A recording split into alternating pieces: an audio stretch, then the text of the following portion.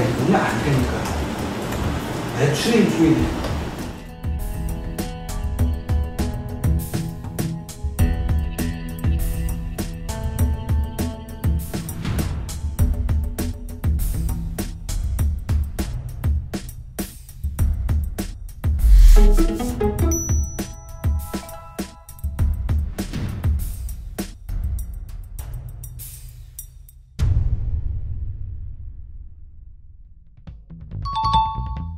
친일찬양금지법은 독립운동 정신을 왜곡하는 자들을 법적인 책임, 특히 형법적인 죄를 물어야 되겠다라고 하는 움직임이 바로 친일찬양금지법인데요.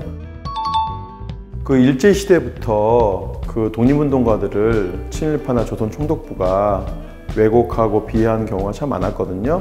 독립운동가들을 비적이라고 얘기하기도 하고 임시정부를 가짜정부다, 그래서 가정부라고 얘기하기도 하고 해방 이후에도 반민특위를 만들려고 했던 많은 재헌의 국회의원들한테 김일성의 앞잡이다, 공산당의 주구다, 뭐 이런 식으로 계속적으로 역사를 바르게 세우려고 했던 분들을 폄하한 역사가 끊이지 않고 있는데요.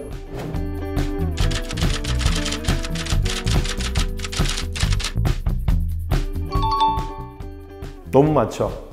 예를 들어서 나경원 전 국회의원이라든지 언론학자인 남시욱이라든지 철학자인 김동길 씨라든지 뭐 이런 분들, 그 다음에 소설가인 복거일, 그 다음에 최근에 낙성대 연구소 아주 악명이 높죠. 여전히 한국사의 모든 영역에서 이런 역사 왜곡을 자행하는 분들은 너무나도 많다고 봅니다.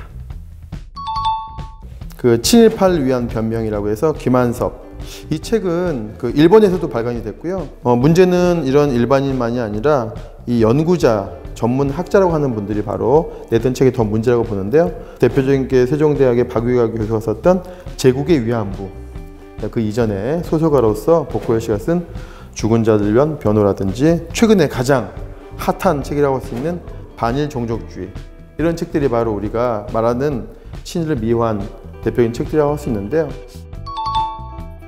좋은 지적입니다. 모든 인간은 공과 과가 있죠. 근데 공과 과를 섞으면 안 될 것 같아요. 가령 어떤 사람을, 목숨을 10명을 구한 공이 있다 하더라도 다른 사람 목숨 1명을 해쳤다면 그 1명에 대해서는 과가 있는 것이거든요. 근데 10명을 구하고 1명을 죽였으니까 산수처럼 10-1 해서 9명을 내가 구했으니까 나는 그 1명에게 죄가 없다 라고 할 수 없는 것처럼 역사에는 공은 공대로 기록하고 과는 과대로 기록하는 것이 맞다고 봅니다.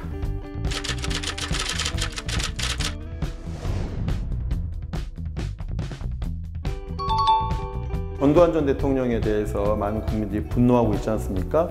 바로 5.18 민주항쟁에 불과 40년 전의 일인데 헬기에서 사격을 했다라고 하는 분이 계시는 반면에 전두환은 헬기에서 사격한 적이 없다. 불과 40년 전 사실을 가지고 지금 기억을 다투고 있거든요. 그렇다고 한다면 40년이 더 이전된 기록에 대해서는 얼마나 왜곡이 심할까라고 하는 그런 우리가 걱정해야 될 것 같습니다. 유럽의 경우에는 독일 형법에 의해서 86조와 86조 A항에 의해서 나치를 옹호하거나 찬양하는 단체에 가입하거나 그 단체를 나타내는 문양, 표식, 출판물, 그 다음에 우리가 말하면 SNS 이런 걸 올리면 바로 형법에 처벌을 받게 되어 있기 때문에 우리와는 전혀 다른 사회적 분위기라고 할 수 있는데, 나치 점령 당시에 지방경찰청 차장이었던 모리스 빠뽕의 경우에 수천 명의 유태인을 나치 수용소로 강제 송환한 혐의가 드러나서 1998년에 고령임에도 불구하고 금고형을 선고받았습니다. 이처럼 나치 부역행위가 아무리 오래전에 일을 할지라도 공소시효 없이 법적인 처벌을 받고 있습니다.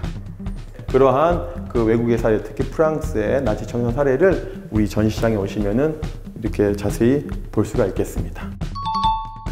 프랑스의 경우에는 역사 교육의 가장 큰 기둥이 두 가지인데, 나치 시절의 독립운동가들의 기억을 제대로 후세에게 전승하는 일, 두 번째는 올바로 교육하는 일입니다. 기억의 보호, 그다음에 올바른 교육, 두 가지가 프랑스의 역사 교육의 기본 정신이기 때문에 우리 그 정신에 입각해서 친일찬양금지법을 만들려고 하는 것입니다.